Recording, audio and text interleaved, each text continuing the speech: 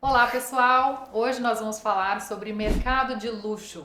Eu vou conversar com a Tamara Lorenzoni, que é especialista no assunto. Obrigada, Tamara, pela sua presença aqui. Você é brasileira, mas você tem uma vivência, né, uma residência e formação internacional na Itália e na Inglaterra. Então você tem uma visão global. Conta pra gente, primeiro, o que uma marca precisa ter para ser considerada de luxo. Bom, primeiro, obrigada, Júlia, por me receber tão bem, fui muito bem recebida aqui. Bom.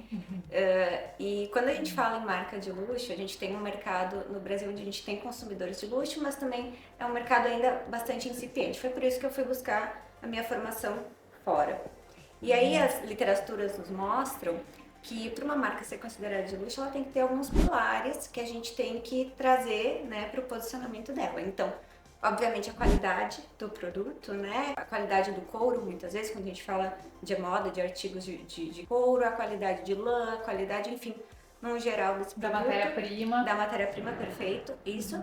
A exclusividade é um outro pilar, então, para ser luxo, a produção muitas vezes é mais limitada, por serem peças, né, que levam maior tempo de produção, então a gente precisa de produzir menos peças muitas vezes. Outro pilar é a herança da marca, né? A gente fala muito a palavra em inglês heritage, né? Que é o patrimônio daquela marca. Então, todo o tempo, toda a história, todo o DNA de marca, né? Por exemplo, a Chanel não virou a Chanel de um dia para o outro. E aí que entra esse aspecto, né? O branding é outro aspecto. A gente trabalha também muito com a escassez dos produtos de luxo e a temporalidade. São os principais pilares das marcas de luxo. Claro que o preço também, né? Mas um consumidor de luxo, quando ele vai considerar comprar ou não algo de luxo, o preço é o quinto elemento que ele considera. As marcas de luxo também têm uma questão muito forte com a artesania, né, o artesanato, preservar aqueles empregos, enfim, de centenários de savoir-faire francês, o made in Italy. Então, tudo isso, todos esses pilares formam marcas de luxo.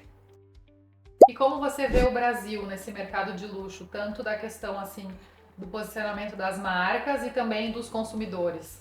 O Brasil é um mercado bastante interessante. Ele é o mercado que mais consome dentro da América Latina.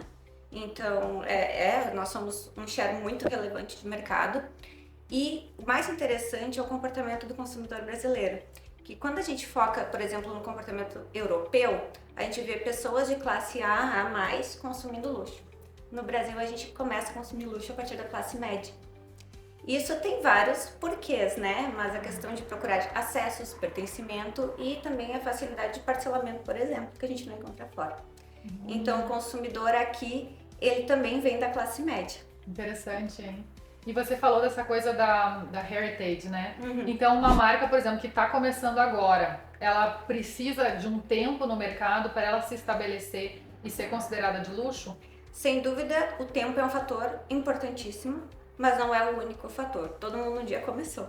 Sim. Né? A gente tem marcas que são relativamente jovens, como Jacquemus, que já estão ocupando um cenário numa base de pirâmide ali.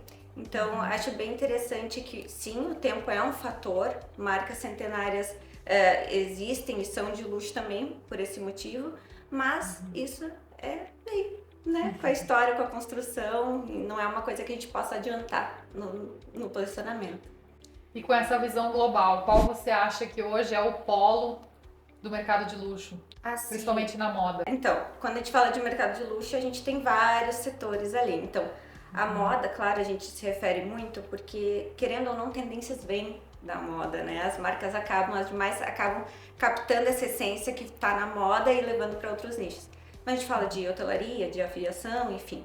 Quando a gente fala de capital do luxo em moda, Milão e Paris, com certeza, né? A gente tem os Fashion Weeks mais badalados, né? De onde saem as grandes marcas, né, os grandes grupos, LVMH, por exemplo, francês, um grupo francês, então com certeza. Mas a gente também tem surgindo bastante potente a Fashion Week de Copenhagen, que é voltada a uma moda mais consciente. A gente tem polos como Tóquio, por exemplo, que também são importantes. Como você vê essas marcas de luxo, como elas estão se posicionando na questão da responsabilidade social, na sustentabilidade? Isso foi um dos temas das minhas 2 dissertações de mercado. Então, eu analisei o luxo consciente, que eu chamo. Como seria o luxo consciente? Então, por que eu não falo em luxo sustentável ou algo do tipo? Claro que a sustentabilidade é um dos pilares de um luxo consciente, mas o luxo consciente ele é muito maior que isso, né? Não basta eu consumir algo porque é produzido de forma mais adequada, né? A questão do luxo consciente, ela tem a ver mesmo como a pessoa como centro das suas decisões no consumo do luxo. Então, eu preciso daquela peça, o porquê que eu quero aquela peça. E muitas vezes a gente vive, né, nesse mundo de hiper exposição, a gente vê halls de comprinhas, enfim, e assim, eu prefiro chamar de um luxo mais consciente. E de repente começar a questionar as marcas se realmente tem essa produção sustentável e consumir dessas que realmente são desse padrão.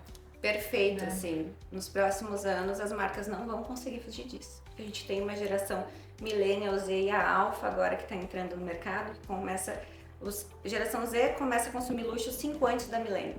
Então, se o Millennial ia lá e comprava sua primeira bolsa de marca com 20, com 15, a geração Z já está tendo sua bolsa de marca de luxo. É incrível. E a Alpha 9 anos antes. Então, a gente tem uma entrada muito antes no mercado de uma geração que realmente se preocupa com a questão de sustentabilidade. Então, as marcas, se querem permanecer relevantes, não vão conseguir fugir, né? Eu costumo dizer que as marcas não podem envelhecer com seus consumidores. E para ter novos consumidores, elas têm que realmente ofertar o que essa demanda, né, pede. E hoje eu vejo que muitas pessoas compram bolsas, por exemplo, de luxo como investimento. Sim. Esse mercado está crescendo porque eu vi que, por exemplo, algumas bolsas valorizaram 40%. Ele é um mercado realmente que vem crescendo, a gente tem que prestar atenção nele, mas são bolsas muito específicas, de modelos específicos, de marcas específicas, então a gente tem que tomar muito cuidado a pensar, agora eu vou comprar uma bolsa de luxo porque ela vai valorizar. Não, nem sempre é assim. Todas. Exato, existem os modelos das marcas que valorizam, existem, né, produções limitadas, por exemplo, Hermès. Hoje em dia você nem consegue comprar na própria Hermès muitas vezes, você tem que comprar de second hand, né, ou pre-loved, que na Europa chamam de pre-loved. Muitas pessoas que têm acesso a comprar na loja, elas compram a bolsa como um artigo que vai valorizar, elas compram e guardam, ou compram e passam direto para o intermediador que vai vender aquela bolsa. Então é um meio de acesso a um produto que talvez, se você não tiver um relacionamento de longa data com a marca, você não consiga. Gente, não é qualquer pessoa que consegue comprar, não é tão fácil. Não é tão fácil. Eu acho que isso é um dos fatores, né? Essa escassez de mercado que contribui para a valorização. Exato. Agora falando também como o mercado cresceu, eu vejo que cresceu também a falsificação desses produtos, Sim. Que é um grande problema. Como as marcas estão lidando com isso? Percebe? É muito incrível como isso, né, vem tomando conta. Porque, na verdade, se a gente pega uma Louis Vuitton, o monograma ele foi criado justamente para prevenir falsificações. Então, a estampa, o Canva ali da Louis Vuitton, ele foi criado justamente para isso. E aí, parece que o feitiço virou contra o feiticeiro, né? É o que mais tem. É o que mais a gente vê, são bolsas sendo falsificadas. Mas, realmente, é um mercado essa parte do mercado ela é bem problemática, as marcas já estão atuando, muitas delas, então... os principais grupos, Grupo Prada, que é um grupo independente, o Kering, que é onde guarda-chuva de Yves Saint Laurent, de Gucci, o LVMH, que é da Louis Vuitton, né? Eles têm um consórcio que chama Aura Blockchain. Então, ali você encontra toda a rastreabilidade da peça. Então, você sabe da onde que veio aquela matéria-prima, onde é que foi produzida, foi para a loja, em que ano foi comprada por quem, se eu vender essa peça para alguém, a pessoa pode cadastrar lá e saber, bom, essa peça então está passando já pela terceira, quarta, quinta dona. Então isso eu acho que é um meio de você ser transparente com esse consumidor, né? Evitar essa falsificação também em massa, porque aí você tem um código que você consegue ver de onde veio aquela peça. E outro aplicativo muito interessante é o Entrup, que é um aplicativo que você escaneia e ele te diz ali se a peça é de procedência verídica ou não.